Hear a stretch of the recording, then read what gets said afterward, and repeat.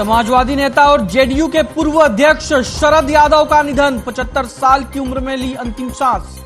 कई सरकारों में रहे थे मंत्री।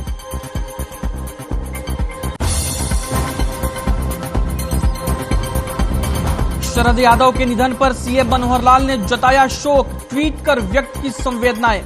लिखा, ईश्वर दिवंगत आत्मा को अपने श्री चरणों में स्थान दे।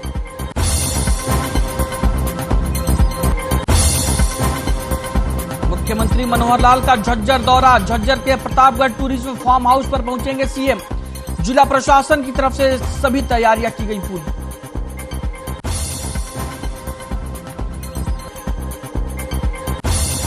राज्यपाल बंडारू दत्तात्रेय का आज शाम घरौंडा दौरा। इंडो इजरायल सब्जी उत्कृष्टता केंद्र का करेंगे दौरा। दौरे को लेकर पुलिस बल अलर्ट।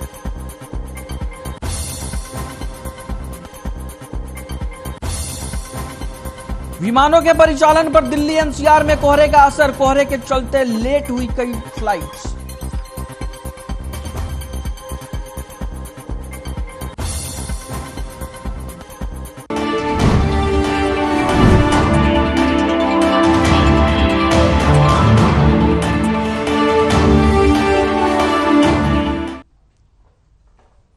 नमस्कार, स्वागत है आपका खास खबर में और मैं हूं आपके साथ दुर्गेश पांडे। खास खबर में आज हम बात करेंगे प्रदेश के सरपंचों के बारे में जिन्होंने ई टेंडरिंग के खिलाफ के सरकार के फैसले के खिलाफ मोर्चा खोल दिया है।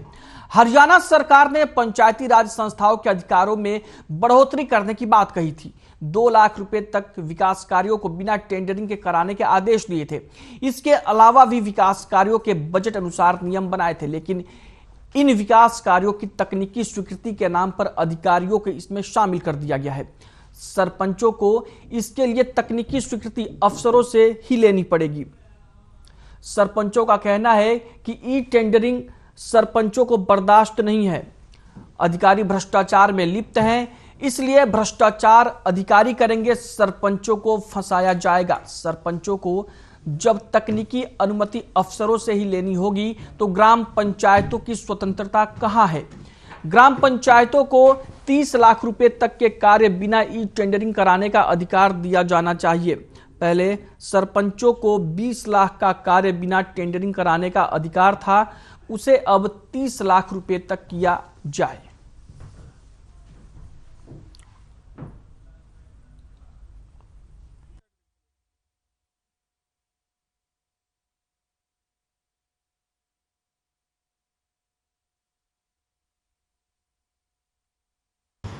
हमने एक मुहिम चलाई हुई है स्टेट में, जो ये ई टेंडरिंग का मुद्दा है इसके खिलाफ हम पूरे हरियाणा के सरपंचों को टोहाना में इकट्ठा करने लगे 15 तारीख को। तो वहाँ एक कमेटी का गठन करके आगे की आंदोलन की रणनीति तैयार की जाएगी। 3-4 मुद्दे वो उस दिन पूरे हरियाणा के सरपंच वहाँ पे होंगे, तो सामूहिक रूप से सबकी सलाह से जो मुद्दे हैं वो एक मांग पत्र तैयार करेंगे और सरकार के सामने अपनी मांग रखेंगे। जो ये में खामियाँ ये है, जो ई टेंडर प्रक्रिया इसमें ठेकेदार काम करेगा, ठेकेदार गलत काम करेगा और रिस्पॉन्सिबिलिटी सरपंच की होगी।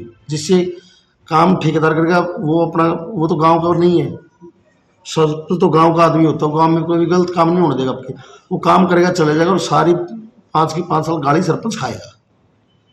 हम चाहते हैं कि हमें पूर्ण अधिकार दिया जाए ताकि हम अपने गाँव का विकास कर सकें। कि ई टेंडरिंग और कुछ जो वाहियात चीज़ जो मंत्री जी ने बोली हमारे खिलाफ, जो हमारे आत्मसम्मान को छू गई है, उसके खिलाफ। और जो ई टेंडरिंग का सिस्टम है, एक ठेकेदारी का सिस्टम है, जिससे जो फिलहाल जो मंत्री है वो अपना सीधा जो अधिकारी उनसे ले सकते हैं। तो इस तरीके से वो खुद चोर है और हमें चोर बता रहे हैं। हम अब सरपंच बने करीबन 2 महीने हुए और उनको पता लगा कि हम लोग चोर हैं। किस बेस पर, किस तरीके से कह सकते हैं वो चोर? क्या बोला मंत्री ने बोला कि जो भी सरपंच के खिलाफ आवाज़ उठा रहा है वो चोर है, उसके मन में खोट है। सरपंच नाराज है 2 लाख की आय को उसको लेकर के, अपनी पावर को लेकर के और ई टेंडरिंग को लेकर के। आपकी मीटिंग के बाद भी कुछ सरपंच खुश नजर नहीं आए। उनका कहना था कि मुख्यमंत्री साहब से जो उम्मीद थी वो नहीं हो पाई। ऐसा होता है, किसी की इच्छाएं कितनी भी हो सकती हैं, उन इच्छाओं पर तो कोई काबू पाना, ये तो स्वयं कोई कर ले तो कर ले, अन्यथा नहीं। बहुत सी चीज़ें शिकायतें हमको आज भी मिल रही हैं कि पुराने वाले सरपंचों ने लगभग 1000 केसेज ऐसे हैं जिन्होंने रिकॉर्ड तक वापस दिए नहीं हैं, जमा नहीं कराए हैं। रिकॉर्ड जमा नहीं क्यों नहीं कराते हैं? आखिर रिकॉर्ड में तो कुछ दोबारा से सरपंच बनने वाले नहीं है। रिकॉर्ड इसलिए नहीं जमा कराते हैं कि उस रिकॉर्ड में कोई ना कोई गड़बड़ होती है। हम वो सारी चीज़ों को पारदर्शी करने के लिए सारा चीज़ डिजिटलाइज हो जाए, जितना भी काम, सब काम के अधिकार उनको दे दिए हैं। पंचायत के पैसे को पहले जो बड़े काम होते थे प्रदेश सरकार की ओर से डायरेक्टर सेक्रेटरी वो करते थे, हमने वो सब पावर स्थानीय तौर पर दे दी कि जितना भी पैसा गांव का बजट का है सरपंच जो है वो अप्रूव करेगा और उसके बाद एक्शन जो है टेक्निकल अप्रूवल देगा। वो नीचे लेवल पर जेई है, उसके बाद एसडीओ है, फिर एक्सीएन है, फिर एससी है, फिर चीफ इंजीनियर है। सारे सिस्टम बना दिए हैं। सरकार उसमें कुछ हस्तक्षेप करने वाली नहीं है। टेंडर भी 21 दिन के बजाय 7 दिन में क्लियर हो जाए ऐसी व्यवस्था कर रहे हैं। हाँ, अगर कैश निकाल के खर्च करेंगे तो उसका कोई भी प्रमाण होता नहीं है। उसकी सीमा हमने कम से कम रखी है कि 2 लाख रुपए तक का कैश काम करवा सकते हैं। बाकी सब काम टेंडरिंग से कराएंगे और टेंडरिंग से कराएंगे तो पारदर्शिता आएगी ऊपर से लेकर नीचे तक। प्रधानमंत्री जी का ये आह्वान है कि हमको अपने नेताओं की छवि ठीक करनी है, तो हमने भी अपने चाहे प्रदेश के नेता हों चाहे वो पंचायतों के नेता हों, सबकी छवि ठीक हो जाए, शंका के घेरे में कोई ना रहे, इसलिए इस काम को लेकर के आए हैं। और मुझे लगता है इसमें सफलता मिलेगी। कोई इक्का दुक्का ऐसे लोग होते हैं जो इस प्रकार की शिकायत करेंगे, हम उनको भी बैठा के समझाएंगे और अगले 3 महीने में अगर कोई बहुत बड़ा इसमें लगेगा कि गाँव का कोई नुकसान हो रहा है काम का, तो फिर सोच भी सकते बाद में है। तो इसी खबर पर बातचीत के लिए हमारे साथ जुड़े हुए हैं रविंद्र सिंह ढूल, प्रवक्ता कांग्रेस पार्टी के, कृष्ण कुटेल हैं प्रवक्ता इनेलो के, और प्रोफेसर विधु रावल हमारे साथ फोन लाइन पर जुड़े हुए हैं भारतीय जनता पार्टी से। सबसे पहले मैं विधु रावल साहब आप ही के पास आना चाहूंगा। सर, कोई भी फैसला सरकार लेती है पहले उसका विरोध शुरू हो जाता है, ऐसा क्यों है? क्या सरकार ने सरपंचों को इसके बारे में पहले से नहीं बताया था? विधु रावल जी। माध्यम से हर खबर हरियाणा के प्रत्येक दर्शक को नमस्कार। जो हमारे सरपंच भाई और ग्रामीण उनको भी नमस्ते, हमारे पैनलिस्ट को भी नमस्ते। सरकार जो भी कार्य कर रही है वो रेवोल्यूशनरी कार्य है। वो बहुत पुरानी जो व्यवस्थाएं क्योंकि बहुत ज्यादा लाभकारी नहीं रह गई थी, जिनसे नुकसान हो रहा था जी, उन व्यवस्थाओं को बदलने का है। लेकिन अगर कुछ इसको लेकर जब भी कोई बदलाव होता है उसको लेकर विरोध तो होता ही है, लेकिन धीरे धीरे जब बात समझ में आ जाती है तो विरोध खत्म भी हो जाता है। हमने पढ़ी लिखी पंचायतों का एक नया आह्वान किया था 2016 में, उसका भी विरोध हुआ था। आज उन्हीं पढ़ी लिखी पंचायतों से ये सरपंच पढ़े लिखे पंचायत 2 लाख की आज उसको लेकर के ठीक है। प्रोफेसर विधु रावल जी, आपको रोकना चाहूंगा। राकेश जाखड़ हमारे साथ सरपंच एसोसिएशन के प्रधान जुड़े हुए हैं, उनसे जान लेते हैं कि उनको क्या दिक्कत है और वो क्यों विरोध कर रहे हैं। राकेश जी, बहुत बहुत स्वागत है आपका। राकेश जाखड़ जी, आपको आवाज मिल रही है मेरी? विधु रावल जी, कंप्लीट करिए अपनी बात। ये तो सरपंचों की छवि सुधारने का एक बहुत ही अप्रितम प्रयास है भारतीय जनता पार्टी का, कि किस प्रकार से सरपंचों के बारे में जो चुनाव हारे हुए होते हैं या जो पूर्व के सरपंच होते हैं या जो बाद के भविष्य में जो चुनावी राजनीति करना चाहते हैं सरपंची की, वो किस प्रकार से आरोप लगाते हैं। तो ये तो बहुत अच्छा है। सरपंचों की जहां जो सरपंच और ग्राम पंचायत चाहेगी वही काम होने हैं, जिसको अप्रूव करेगी वही काम होंगे, और पैसा जो है वो खुद ग्राम पंचायत का अध्यक्ष यानी सरपंच जो है वो देगा। तो इसमें हर्ज क्या है? बंदरबांट होने की बजाय ठीक है, मैं पूछ लेता हूं राकेश जी से इसमें हर्ज क्या है। राकेश धनखड़ हमारे साथ, माफ कीजिए, जाखड़ हमारे साथ जुड़े हुए हैं, सरपंच एसोसिएशन के प्रधान। राकेश जी, क्या दिक्कत है सरकार के फैसले से? ई टेंडरिंग में क्या दिक्कत आ रही है? ऐसा है, ई टेंडरिंग में दिक्कत ये है जी, सबसे पहले तो अगर जो सरपंच की पावर है, गांव ने जिसको चुना है, अगर वो काम करा तो उसमें मंत्री को या सरकार को क्या दिक्कत है? भाई अगर सरपंच अपने लेवल पे कहा ठीक है, अगर आपको सरकार को कहीं ये लगता है कि सरपंच भ्रष्टाचारी करे या कोई गलत काम करे, उसको प्रॉपर एजेंसी बैठाओ, कराए जो भी इंक्वायरी कराने आप लोगों ने। इंक्वायरी की तो बात हो नहीं रही है। सरकार ये कह रही है कि 2 लाख तक का काम आप अपने हिसाब से करा लो, बाकी की ई टेंडरिंग कर लो, पैसा आप ही के पास रहेगा और आप ई टेंडरिंग के माध्यम से काम कराओ। तो इसमें तो कोई दिक्कत नहीं होनी चाहिए। इसमें दिक्कत, सबसे बड़ी दिक्कत है 2 लाख रुपए मगर एक गांव की नाली की सफाई कराओ वो भी नहीं होगी, उसकी टेंडरिंग करा दो, कोई आओगे नहीं, कौन आओगे नाली साफ करने जी? नहीं, बात मैं क्या कह रहा हूं एक बार सुनिए। सरकार तो ये कह रही है कि जो भी गांव का काम होना है वो आप ही कराएंगे, आप ही स्वीकृति देंगे, अधिकारी उसमें शामिल होगा, बस ई टेंडरिंग के तहत काम होगा। जी, सरकार पहले जो भी टेंडरिंग पे जो भी प्रोसेस चल रहे सरकार के कहीं भी किसी भी डिपार्टमेंट के, पहले उनकी एक बार सर्वे कराए सरकार, कितने सक्सेस है, कहाँ तक वो कामयाब है। अगर आज एक उससे ही टेंडरिंग के चक्कर में एक गली का दे दिया और 2 साल तक गली नहीं हुई, 5 साल का कार्यकाल सरपंच का काम पूरा, टर्म पूरा, गांव के अंदर को काम भी नहीं होगा। भाई सरकार को, सरपंच अगर काम करे तो सरकार को क्या दिक्कत है। ठीक है, ठीक है। रविंद्र ढूल जी, सरकार के इस फैसले को आप कैसे देखते हैं, और सरपंचों की जो आशंकाएं हैं, सरपंच जो अपना पक्ष रख रहे हैं, इसको लेकर आप क्या कहेंगे? देखिए, सरकार का जो फैसला है एक तरफा जो लागू किया गया है, पुरानी जो व्यवस्था को बदल करके पूरी तरह से दरकिनार करके, इससे पहले भी इस प्रकार का फैसला इन्होंने 2016 में किया था, तब उन्होंने इसको घटा करके 10 लाख किया था, उससे ऊपर ही टेंडरिंग की थी। विरोध हुआ तो वापस उसको उठा करके 20 लाख कर दिया। अब की बार उसको बिल्कुल घटा करके 2 लाख करने का जो काम किया है, मैं मानता हूं कि पूरी तरह से गलत और नाजायज है, पहली बात। दूसरी बात जो है ई टेंडरिंग के, मैं ना तो ई टेंडरिंग का समर्थक हूँ, ना ही ई टेंडरिंग का कोई ऐसा विरोधी हूँ, क्योंकि इससे कोई बहुत बड़ा फर्क नहीं पड़ा है टेंडरिंग व्यवस्था के अंदर या किसी भी सिस्टम में। कारण क्या है कि भ्रष्टाचार अनवरत है, जैसे पहले था वैसा ही है। अब की बार जो ये इन्होंने जो ये फर्क कर दिया ई टेंडरिंग के द्वारा, जो ये पंचायतों में सौंप दिया, जो पंचायत के जो अधिकारी हैं, पंचायत के जो उनके हाथ में सब कुछ सौंपने का काम किया। सरपंचों के हाथ से तो कुछ, पंचायतों के हाथ तो कुछ गए नहीं इनके पास में। नहीं, आप जो है मुख्यमंत्री जी विधायकों को तो 5 करोड़ का फंड देते हैं कि भाई आप अपने जो है एस्टिमेट पास कराइए और उसके बाद में काम करिए। कौन सा कैश विड्रॉल का राइट होता था पंचायत के पास? मैं पूछना चाहता हूँ, मुख्यमंत्री जी को सुन रहा था भाई, पहले क्या होता था कि भाई आप एस्टिमेट बनवाएंगे, एस्टिमेट बनवा करके ऊपर पंचायत विभाग से होता हो, पंचायत मंत्री और मुख्यमंत्री के वहां से साइन होता था वो एडी से, और वो HRDF हरियाणा जो रूरल डेवलपमेंट फंड है उससे वो पैसा बाहर निकाला जाता था। वो पूरा नीचे से ऊपर का प्रोसेस था। ऐसे थोड़ी ना कि भी जाकर के हमने चेक लगाया, पैसा वापस निकाल लिया। पहले भी एक व्यवस्था बनी हुई थी और वो मुख्यमंत्री के लेवल तक फंड जब सैंक्शन होता था उसके बाद में ही पंचायत उसका इस्तेमाल करती थी, ऐसे नहीं होता था। तो अब आपने सारी व्यवस्था को भ्रष्टाचारी बताने का काम किया। इसका मतलब इससे पहले मुख्यमंत्री ने जितने फंड सैंक्शन किए वो सारे के सारे भ्रष्टाचार था। ये कौन सी बात हुई है? ठीक है। कृष्ण कुटेल जी, सीएम कह रहे हैं कि ये जो सरकार का कदम है ई टेंडरिंग का, इससे पारदर्शिता आएगी, भ्रष्टाचार पर नकेल कसी जाएगी, और इसका विरोध हो रहा है, ऐसा क्यों? कृष्ण कुटेल जी आपको आवाज मिल रही है मेरी? हाँ, मिल रही है। मैं ये कह रहा हूं कि सीएम साहब कह रहे हैं कि सरकार के इस कदम से, ई टेंडरिंग के फैसले से भ्रष्टाचार पर नकेल कसने में मदद मिलेगी।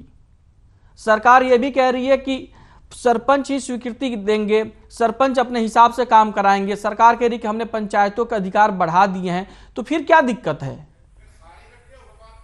देखिए, इसके अंदर पांडे साहब ऐसा है जी कि जो सरकार जो बोल रही है, सरकार की नीयत के अंदर जो है कि खोट है, जबकि यहाँ पर सांसद और विधायकों के बारे में अगर हम देखा जाए तो यहाँ पर जो है कि वो पहले अपना एस्टिमेट बनवा करके पास करा करके काम को शुरू करते हैं, लेकिन पंचायतों को जो अधिकार है तो उसके अंदर ऐसा नहीं है, और ये टोटली इन्होंने जो है कि बंद कर दिया। और जो पंचायतों का जो अधिकार था उसको ये समाप्त 2 लाख किया उसको लेकर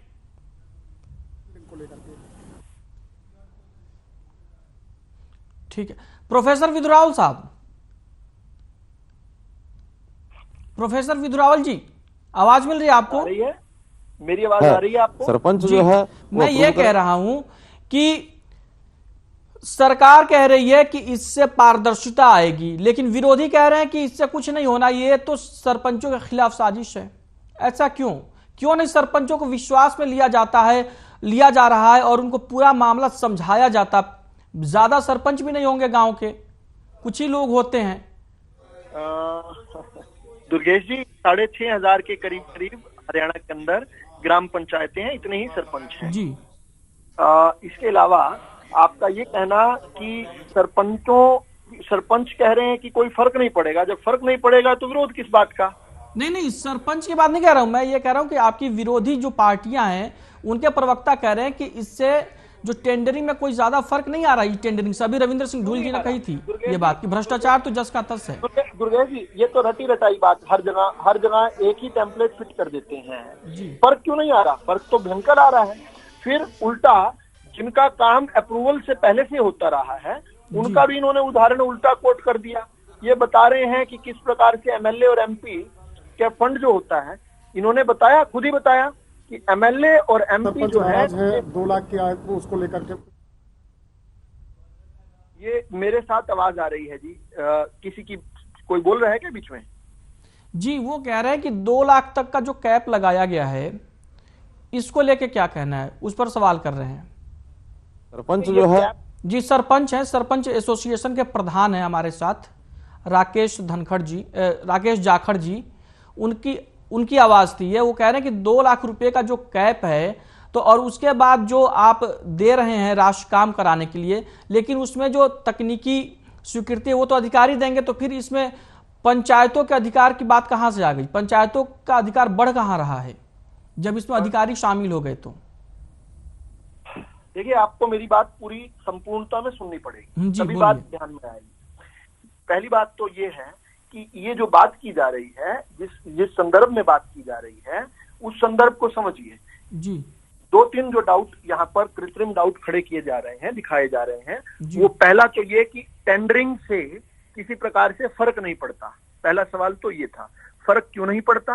पहले अपनी मन मर्जी के लोगों को ठेकेदार बनाकर पेश कर दिया जाता था, उनसे काम करवा दिए जाते थे। आधे से ज्यादा ऐसे स्थान होते थे जो रिश्तेदार, सरपंच का अपने रिश्तेदारों से काम करवाया करता था, अपनी मामी की, फूफी की, मौसी के बच्चों से काम करवाता था। अब उसकी बजाय जो सबसे कम पैसों में काम करेगा, पैसा तो ग्राम पंचायत का है, सबसे कम पैसों में काम करेगा तो क्या फर्क नहीं पड़ेगा क्या? ये टेंडरिंग क्या है? टेंडरिंग का पहला प्रोसेस ही यही है, जो सबसे कम बिड लगाएगा उसको टेंडर मिल जाएगा। एक बात। दूसरी बात जो है, इनका कहना कि भाई इससे किसी प्रकार से कोई दिक्कत आएगी। कैसी आएगी भाई दिक्कत? जो सरपंच कहेगा, जो वो प्रस्ताव भेजेगी ग्राम पंचायत, ग्राम सभा, वही उसी प्रस्ताव के ऊपर जो है टेंडर छूटेंगे।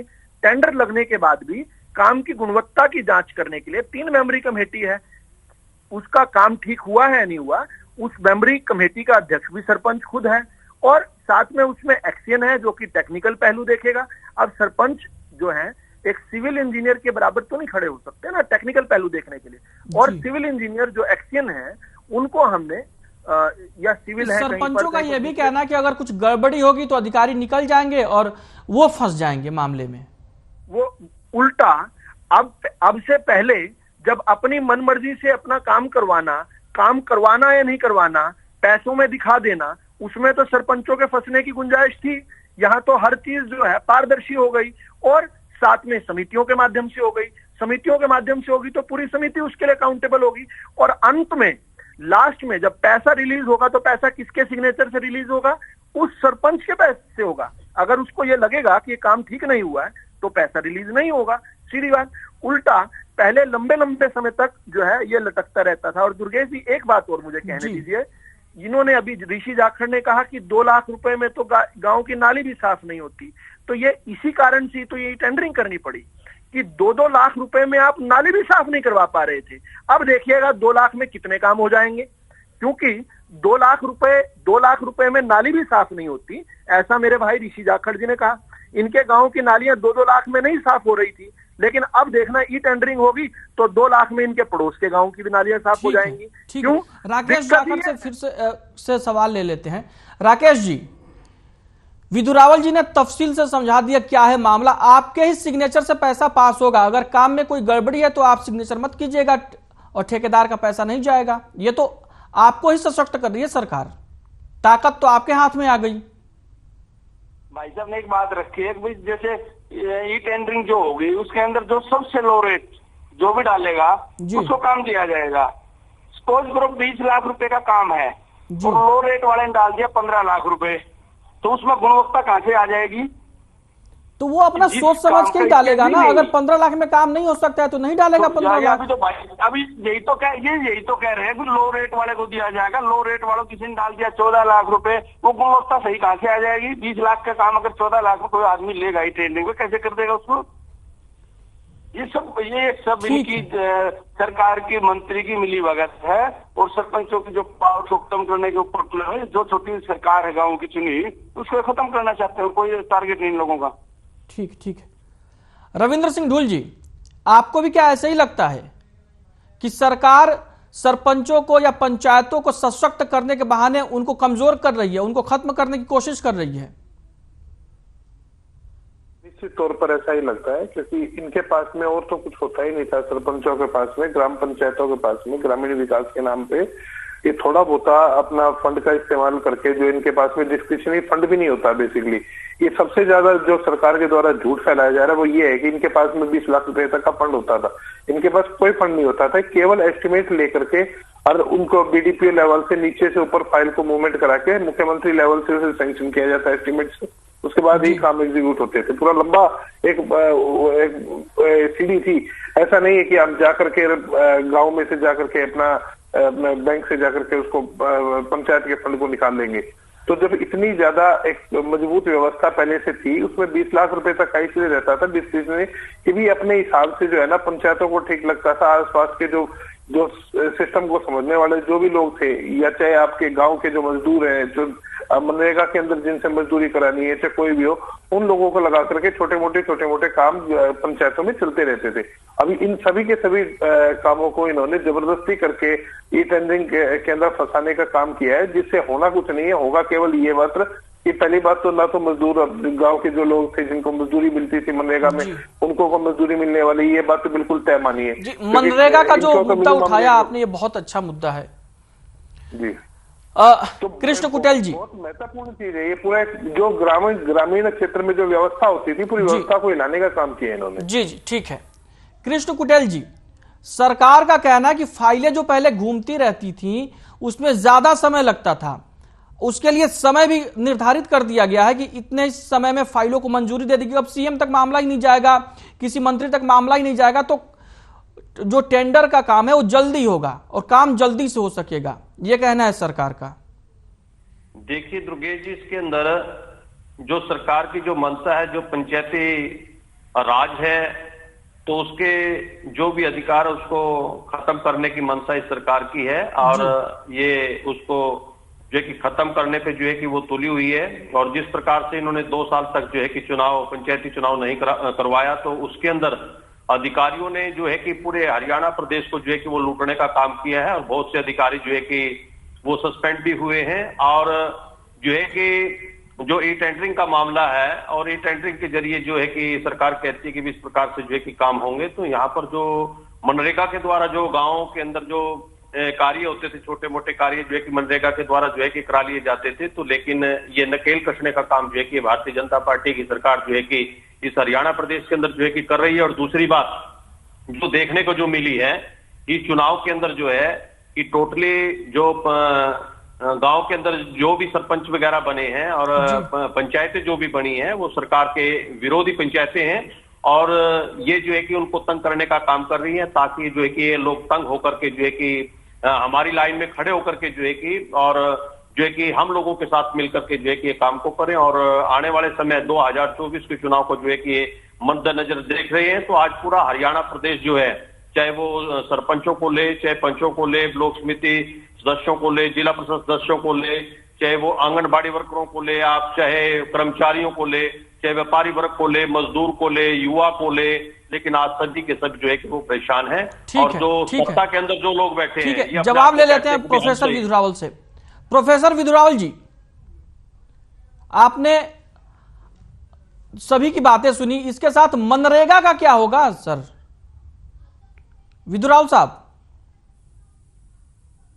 प्रोफेसर विधुरावल जी, आवाज मिल रही है आपको मेरी? जो 1 मिनट मैं बोलूं बीच में? जी बोलिए। तो जो जिस ई टेंडरिंग की बात आज ये मंत्री कर रहे हैं, कुछ दिन पहले इन्होंने अपनी सरकार पे एक सवालिया निशान लगाया था भ्रष्टाचार का, ई टेंडरिंग के अंदर, पीडब्ल्यूडी के अंदर बहुत ज्यादा भ्रष्टाचार होने लग रहा है। ठीक है, खुद देवेंद्र पब्लिक के बयान था जब तक ये मंत्री नहीं थे, आज ही इसको पारदर्शिता बताने लग रहे हैं। ठीक है, ठीक है। प्रोफेसर विदुरावल साहब, आवाज मिल रही है आपको? रविंद्र सिंह ढुल जी, आपको क्या लगता है, ई टेंडरिंग के माध्यम से पारदर्शिता नहीं आएगी, मनरेगा खतरे में पड़ जाएगा, तो जो भ्रष्टाचार है, यह जाहिर सी बात है कि भ्रष्टाचार है, यह हर कोई जानता है, तो उस पर आखिर नकेल कसने के लिए क्या कुछ उपाय हो सकते हैं? देखिए, मैं बताऊं कि भ्रष्टाचार जो नकेल कसनी है, तो जनप्रतिनिधियों की जगह यदि हम अधिकारियों को थोड़ा सा मजबूती से उनके ऊपर जो है रस्सा कसेंगे, तब जाकर के भ्रष्टाचार रुकता है। भ्रष्टाचार का सबसे ज्यादा बड़ा विभत्स रूप जो है अधिकारियों के सामने आता है, क्योंकि उनकी जनता के प्रति कोई जवाबदेही नहीं होती। जनप्रतिनिधि चाहे छोटा हो, चाहे बड़ा हो, चाहे उससे बड़ा हो, उन सबकी जनता के प्रति जवाबदेही होती है। जनता उनको रिकॉल कर सकती है, जनता उनको कल को चुनाव में हरा सकती है, तो उनको जिम्मेदारी के साथ में काम करना होता है। ऐसे नहीं है कि गैर जिम्मेदारी तरीके से जिन अधिकारियों के हाथ में सिस्टम सौंपने का काम किया, उनकी कोई जिम्मेदारी नहीं होती, न जवाबदेही होती। उनकी जवाबदेही ऊपर अधिकारियों के प्रति होती, जनता के प्रति नहीं होती। भ्रष्टाचार पर नकेल डालनी है तो आप पंचायतों के ऊपर रस्सा कसने की जगह पंचायत विभाग के जो अधिकारी है ना, उनके ऊपर रस्सा कसिए। भ्रष्टाचार, समय की कमी है हमारे पास, आप हमारे साथ जुड़े, अपना समय दिया, बहुत बहुत धन्यवाद आपका। कृष्ण कुटेल जी, आपका भी बहुत बहुत धन्यवाद, और राकेश जाखड़ जी, आपका भी बहुत बहुत धन्यवाद। तो खास खबर में फिलहाल के लिए इतना ही, मुझे दीजिए इजाजत, नमस्कार।